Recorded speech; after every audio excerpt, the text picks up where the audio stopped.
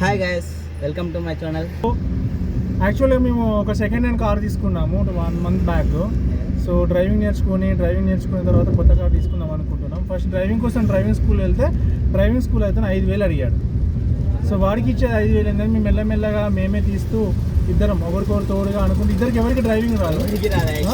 కానీ నైట్ పూట హైదరాబాద్లో నైట్ 10 తర్వాత తీసి స్లోగా నేర్చుకుంటూ ఇది థర్డ్ డే డ్రైవింగ్ మాకు ఎవరు నేర్పలేదు. సో ఈరోజు మేము మెయిన్ రోడ్ ఎక్కుతున్నాం. మాకు అంతగా ఏం అనిపించలేదు. సో ఇప్పుడు హైటెక్ సిటీ ఉన్న గల్లీలలో నేర్చుకుంటున్నాము, కూకట్పల్లి గల్లీలలో నేర్చుకున్నాము. ఇప్పుడు చిన్నగా మన హైదరాబాద్లో అతిపెద్ద ఎప్పుడూ రద్దీగా ఉండే రూట్ అయినా ఎల్బీ నగర్ టు మియాపూర్ ట్రాఫిక్ రూట్లోకి మెల్లిగా వెళ్ళి 1 కిలోమీటర్ 2 కిలోమీటర్ స్లోగా థర్డ్ గేర్ సెకండ్ గేర్లో వెళ్ళాము. మెట్రో భాషలో చెప్పాలంటే రెడ్ లైన్. సో మెట్రో కారిడార్లోకి ఎంట్రీ అయ్యాం. ముందు చూస్తే మనకు మెట్రో వచ్చేస్తుంది, మెట్రో లైన్ హైవేలోకి వెళ్తున్నాము. స్టార్టింగ్లో కొంచెం ఫస్ట్ 2 days గ్రౌండ్లో తిప్పాము, మా అంతటా మేమే తిప్పాము. ఫస్ట్ రోజు ఒక అతను మా ఫ్రెండ్ డ్రైవర్ దగ్గర నుంచి తీసుకొని వచ్చాడు.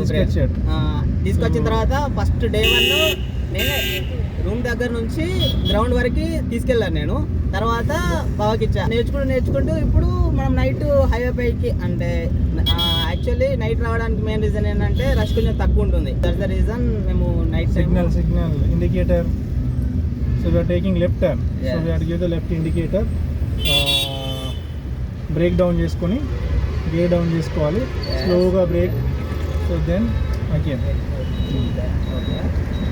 సో మెట్రో కారిడార్లోకి వెళ్తున్నాము. సో మా ముందు అయితే వెహికల్స్ అలా ఫాస్ట్గా వెళ్తున్నాయి. ఫస్ట్ రోజు కొంచెం భయం వేసింది మాకు. సో ఎలా వెళ్ళాలి, చుట్టుపక్కల అటు ఎలా తెలియలేదు. బట్ ఇప్పుడు మాత్రం మాకు ఓకే, ఏ ప్లేస్లో అయినా వెళ్ళొచ్చు. కాదనుకుంటే కొంచెం వెహికల్స్ వచ్చినప్పుడు మిర్రర్లో చూసుకుంటూ స్లోగా వెళ్తున్నాము. సో మొన్నటి వరకు ఫస్ట్ గేర్ సెకండ్ గేర్ వరకు ఉన్నాం. ఈరోజు మేము fourth gear. Next actually metro కింద వెళ్ళాలి. ఈ ట్రాఫిక్ లో చూడాలంటే ఇక్కడ ట్రాఫిక్ కూడా చాలా ఉంది ఫ్రెండ్స్. యాక్చువల్లీ బాగా మనకు అలవాటు అయిపోయి అంటే నేర్చుకున్న ఒక కాన్ఫిడెన్స్ వచ్చింది. ఓకే, డ్రైవింగ్ ఎలా అనిపిస్తుంది బాగా? ఓకేనా, పర్లేదా? నేర్చేసుకున్నాం అన్నట్ట. ఇంకా almost we got 70%. We are not a experienced driver. We are in the training mode only. మనం ఇంకా ట్రైనింగ్లోనే ఉన్నాము. అవును. సో స్లోగా మనంతటా మనము భయపడకూడదు. ఫస్ట్ రోజు భయపడినంత భయం ఇప్పుడు లేదు నాకు. లేదు, అసలు తగ్గుతుంది, కాన్ఫిడెన్స్ వస్తుంది. బట్ మనం మెల్లిగానే ఒక ఎలా వెళ్ళాలి, ఒక లెర్నర్ ఎలా వెళ్ళాలి అనేది అలాగే వెళ్తున్నాం కదా. Actually car డ్రైవింగ్కి 5,000 అడిగాడండి.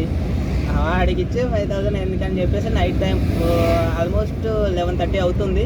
ఈ టైం చిన్న నేర్చుకుంటున్నాము. ఎలా అనిపిస్తుంది నీకు ఈ నైట్లో ఇలా డ్రైవ్ చేస్తుంటే? చెప్పండి. చాలా బాగా అనిపిస్తుంది. కొన్ని రోజులు అయ్యాక ఫుల్ ట్రాఫిక్లో నేర్చుకోవచ్చు ఈజీగా. ఇప్పుడు లెన్స్ ఎలా గేర్ కంట్రోల్ చేయాలి, క్రాసింగ్ ఎలా తీసుకోవాలి, డిస్టెన్స్ ఎలా ఉంటుంది, అవన్నీ తెలుస్తున్నాయి. ఇప్పుడు మనం లెఫ్ట్ అంటే ఒక చాలా వెహికల్స్ ఉన్నప్పుడు ఎలా అనిపిస్తుంది అటు సైడ్ నుంచి ఇలా? స్టార్టింగ్లో భయం అనిపించింది, కానీ మనం గేర్ కంట్రోల్ పెట్టుకొని మన కాలు ఎప్పటికీ క్లచ్ పైన పెట్టేసుకొని స్లో మూమెంట్తో వెళ్తూ ఉంటే so we can handle.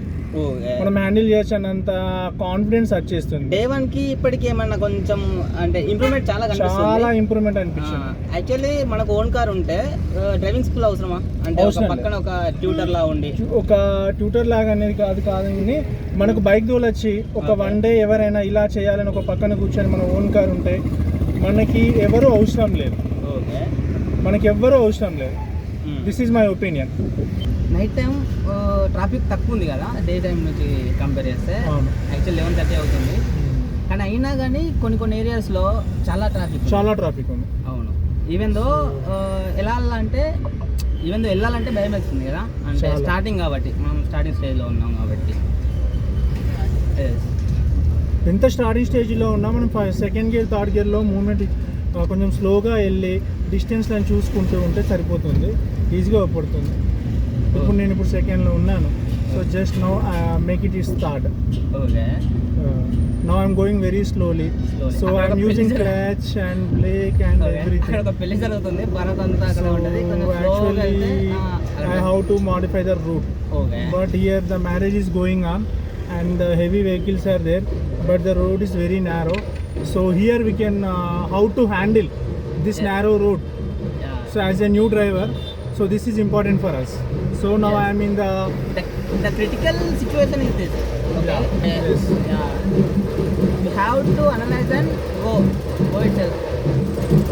Actually అక్కడ వెళ్ళి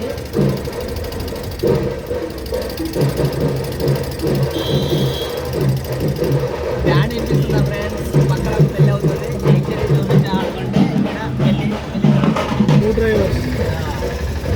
ఇప్పుడే నేర్చుకుంటున్నాము. మీకు మా దగ్గరికి వచ్చి ఇక ఏమనిపిస్తే ఎలా అసలు అది హ్యాండిల్ చేసిన పెద్ద గొప్ప మాకు. మామూలు గొప్ప కాదు. యాక్చువల్లీ అది చాలా rare. Rare. We're unable to handle that one. First actually ఇది day 3 or day 4? Day 2, day 3. Day 3. So in the main road, this is the day 2 only. Day 2 only. So So- main రోడ్కి వెళ్దాం. Ah. Main రోడ్కి వెళ్తూ మనము స్టార్టింగ్లో ఉన్నాం కాబట్టి మెల్లిమెల్లిగా లెఫ్ట్ సో తీసుకుంటాం. లెఫ్ట్లోనే వెళ్దాము, స్లోగా వెళ్దాము. వెళ్దాం. సో మనకి మ్యాక్సిమం క్లచ్ పైన కాల్ పెట్టి ఉంచాను.